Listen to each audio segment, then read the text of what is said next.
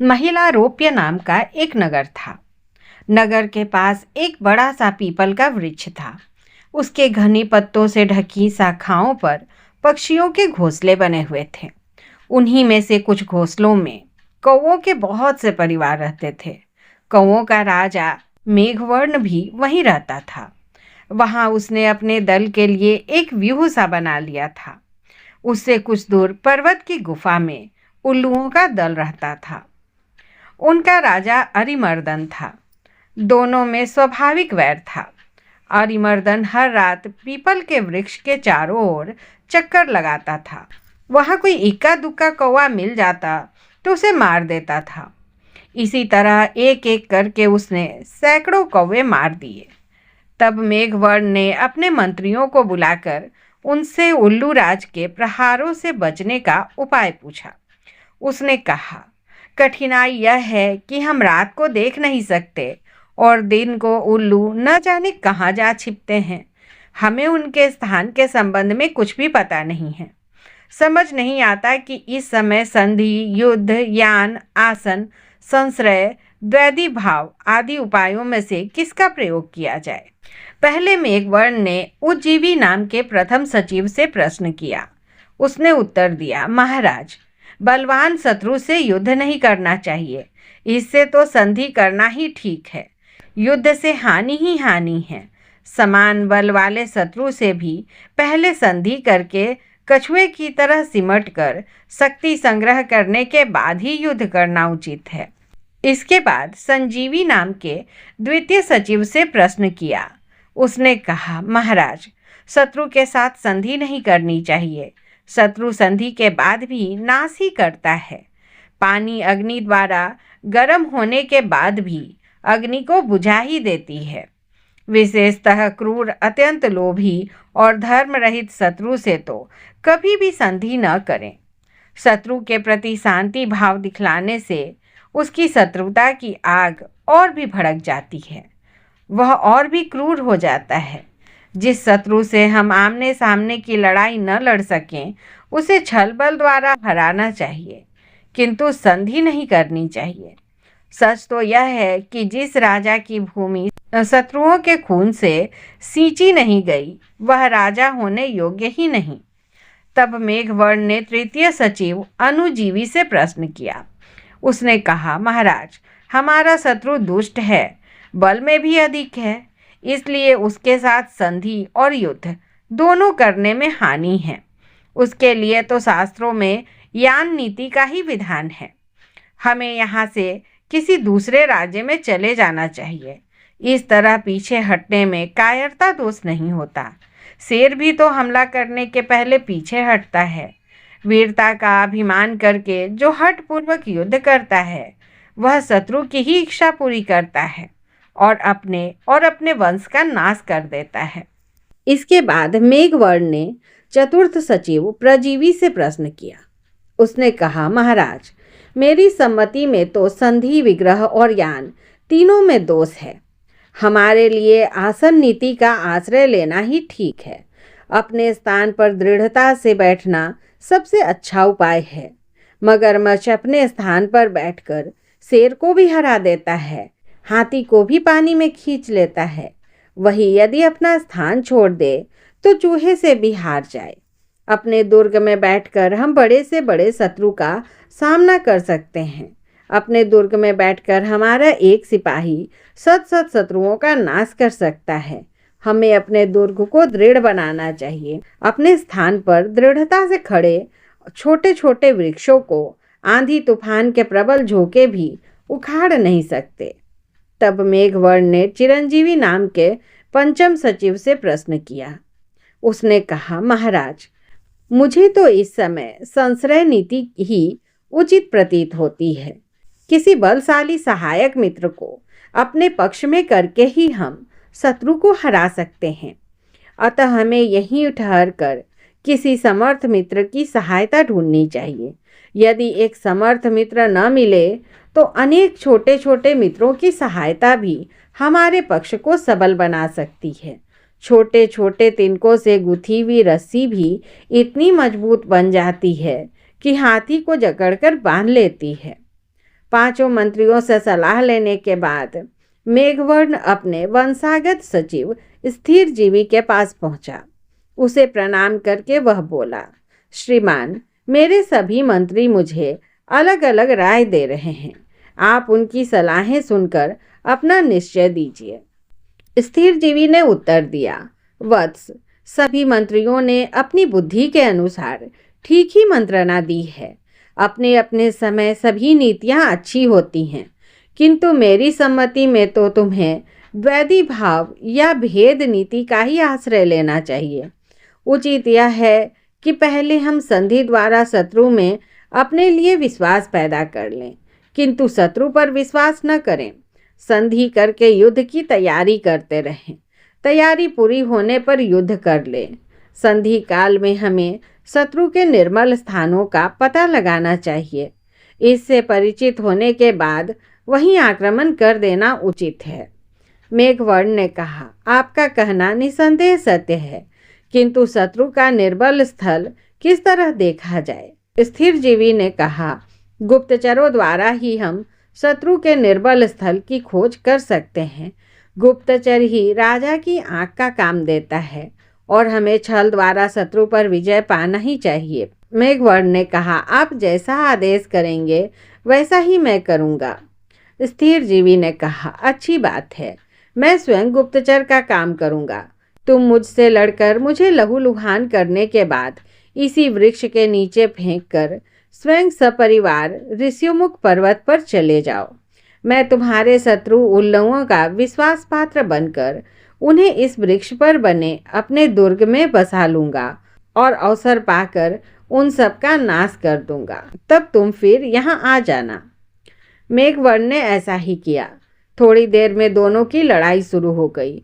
दूसरे कौवे अब उनकी सहायता को आए तो उसने उन्हें दूर करके कहा, इसको दंड मैं स्वयं दूंगा।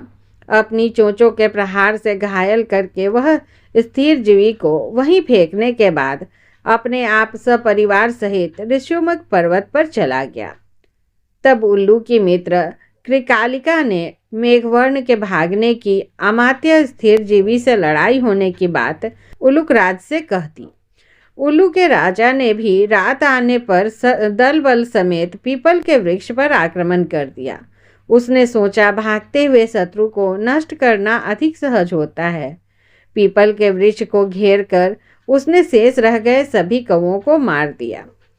अभी उल्लू राज की सेना भागे हुए कौवों का पीछा करने की सोच ही रही थी कि आहत स्थिर जीवी ने कराहना शुरू कर दिया। उसे सुनकर सबका ध्यान उसकी ओर गया। सब उल्लू उसे मारने को झपटे। तब स्थिर जीवी ने कहा, इससे पूर्व कि तुम मुझे जान से मार डालो, मेरी एक बात सुन लो। मैं मेघवर्ण का मंत्री हूँ। मेघवर्ण ने ही मुझे घायल करके इस तरह फेंक दिया था। मैं तुम्हारे राजा से बहुत सी बातें कहना चाहता हूँ, उससे मेरी भेंट करवा दो। सब उल्लुओं ने उल्लूक राज से यह बात कही।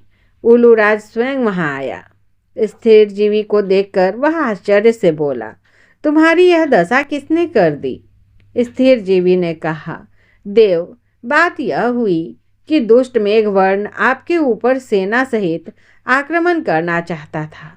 मैंने उसे रोकते हुए कहा कि वे बहुत बलशाली हैं, उनसे युद्ध मत करो, उनसे सुलह कर लो। बलशाली शत्रु से संधि करना ही उचित है। उसे सब कुछ देकर भी वह अपने प्राणों की रक्षा तो कर ही लेता। मेरी बात सुनकर उस दुष्ट मेघवर्ण ने समझा कि मैं आपका हित चिंतक हूँ, इसलिए वह मुझ पर झपट पड़ा। अब आप ही मेरे स्वामी हैं, मैं आपकी शरण आया हूँ। जब मेरे घाव भर जाएंगे तो मैं स्वयं आपके साथ जाकर मेघवर्ण को खोज निकालूंगा और उसके सर्वनाश में आपका सहायक बनूंगा। स्थिर जीवी की बात सुनकर उल्लू राज ने अपने सभी पुराने मंत्रियों से सलाह की। उसके पास भी 5 मंत्री थे, रक्ताक्ष, क्रूराक्ष, दीप्ताक्ष, वक्रनाश, प्रकार कर्ण। पहले उसने रत्राक्ष से पूछा, इस शरणागत शत्रु मंत्री के साथ कौन सा व्यवहार किया जाए? रक्ताक्ष ने कहा, इसे अविलंब मार दिया जाए। शत्रु को निर्बल अवस्था में ही मार देना चाहिए, अन्यथा बली होने के बाद वह दुर्जय हो जाता है। इसके अतिरिक्त एक और बात है, एक बार टूटकर जुड़ी हुई प्रीति स्नेह के अतिशय प्रदर्शन से भी बढ़ नहीं सकती। रक्ताक्ष से सलाह लेने के बाद उलूकराज ने दूसरे मंत्री क्रूराक्ष से सलाह ली कि स्थिर जीवी का क्या किया जाए। क्रूराक्ष ने कहा, महाराज, मेरी राय में तो शरणागत की हत्या पाप है। क्रूराक्ष के बाद अरिमर्दन ने दीप्ताक्ष से प्रश्न किया।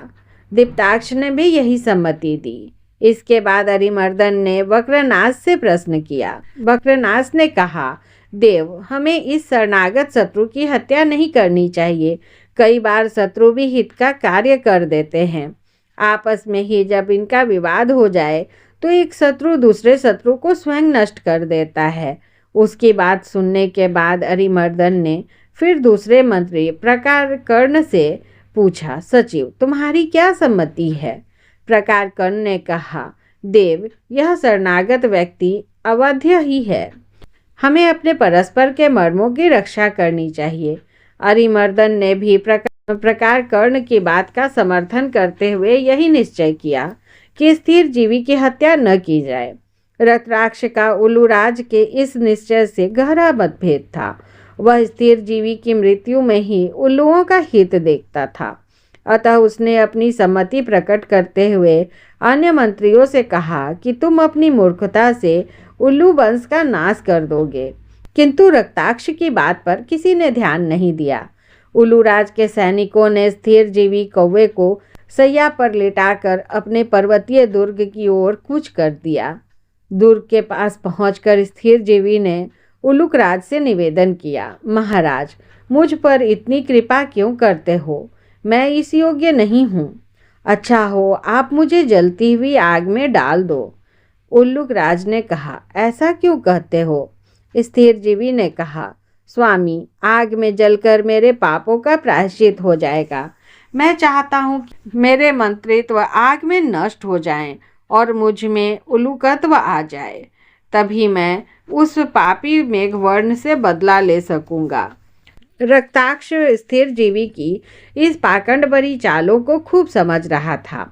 उसने कहा, स्थिर जीवी, तू बड़ा चतुर और कुटिल है। मैं जानता हूँ कि उल्लू बनकर भी तू कौओं का ही हित सोचेगा। उलूकराज के आज्ञानुसार सैनिक स्थिर जीवी को अपने दुर्ग में ले गए।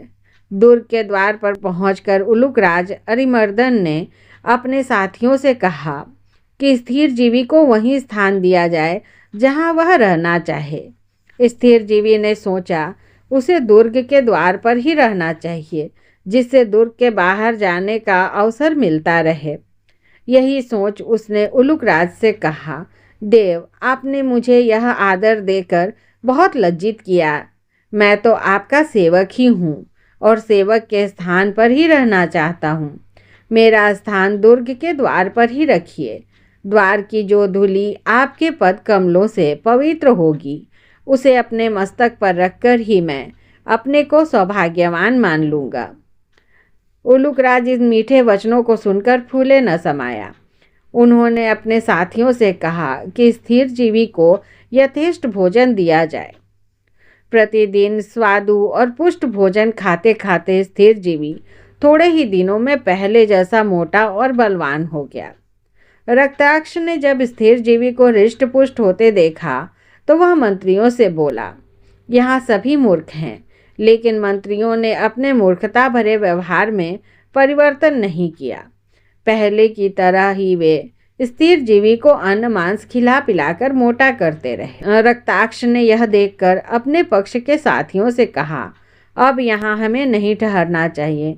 हम किसी दूसरे पर्वत की कंदरा में अपना दुर्ग बना लेंगे। फिर रक्ताक्ष ने अपने साथियों से कहा, ऐसे मूर्ख समुदाय में रहना विपत्ति को पास बुलाना है। उसी दिन परिवार समेत रक्ताक्ष वहां से दूर किसी दूसरे पर्वत की कंदरा में चला गया। रक्ताक्ष के विदा होने पर स्थिर जीवी बहुत प्रसन्न होकर सोचने लगा, यह अच्छा ही हुआ कि रक्ताक्ष चला गया। इन मूर्ख मंत्रियों में अकेला वही चतुर और दूरदर्शी था। रक्ताक्ष के जाने के बाद स्थिर जीवी ने उल्लुओं के नाश की तैयारी पूरे जोर से शुरू कर दी। छोटी छोटी लकड़ियां चुनकर वह पर्वत की गुफा के चारों ओर रखने लगा। जब पर्याप्त लकड़ियां एकत्र हो गई तो वह एक दिन सूर्य के प्रकाश में उल्लुओं के अंधे होने के बाद अपने पहले राजा मेघवर्ण के पास गया और बोला, मित्र, मैंने शत्रु को जलाकर भस्म कर देने की पूरी योजना तैयार कर ली है। तुम भी अपने चोंच में एक एक जलती लकड़ी लेकर उलुक राज के दुर्ग के चारों ओर फैला दो। दुर्ग जलकर राख हो जाएगा। शत्रु दल अपने ही घर में जलकर नष्ट हो जाएगा। यह बात सुनकर मेघवर्ण बहुत प्रसन्न हुआ और उसने स्थिर जीवी से कहा, महाराज, कुशल क्षेम से तो रहे, बहुत दिनों बाद आपके दर्शन हुए हैं। स्थिर जीवी ने कहा, वत्स, यह समय बातें करने का नहीं। यदि किसी शत्रु ने यहाँ आकर मेरे यहाँ आने की सूचना दे दी तो बना बनाया खेल बिगड़ जाएगा। शत्रु कहीं दूसरी जगह भाग जाएगा। जो काम शीघ्रता से करने योग्य हो उसमें विलंब नहीं करना चाहिए। शत्रु कुल का नाश करके फिर शांति से बैठकर बातें करेंगे। मेघवर्ण ने भी यह बात मान ली। कौवे सब अपनी चोंचों में एक एक जलती हुई लकड़ी लेकर शत्रु दुर्ग की ओर चल पड़े और वहां जाकर लकड़ियां दुर्ग के चारों ओर फैला दी। उल्लुओं के घर जलकर राख हो गए और सारे उल्लू अंदर ही अंदर तड़पकर मर गए। इस प्रकार उल्लुओं का वंश नाश करके मेघवर्ण फिर अपने पुराने पीपल के वृक्ष पर आ गया। विजय के उपलक्ष्य में सभा बुलाई गई। स्थिर जीवी को बहुत सा पुरस्कार देकर मेघवर्ण ने उससे पूछा, महाराज, आपने इतने दिन शत्रु के दुर्ग में किस प्रकार व्यतीत किए? शत्रु के बीच रहना तो बड़ा संकट से भरा था। स्थिर जीवी ने उत्तर दिया, तुम्हारी बात ठीक है, किंतु मैं तो आपका सेवक हूँ। सेवक को अपनी तपश्चर्या के अंतिम फल का इतना विश्वास होता है कि वह क्षणिक कष्टों की चिंता नहीं करता। इसके अतिरिक्त मैंने यह देखा कि तुम्हारे प्रतिपक्षी उलुक राज के मंत्री महामूर्ख हैं। एक रक्ताक्ष ही बुद्धिमान था, वह भी उन्हें छोड़ गया। मैंने सोचा यही समय बदला लेने का है। शत्रु के बीच विचरने वाले गुप्तचर को मान अपमान की चिंता छोड़नी ही पड़ती है। वह केवल अपने राजा का स्वार्थ सोचता है।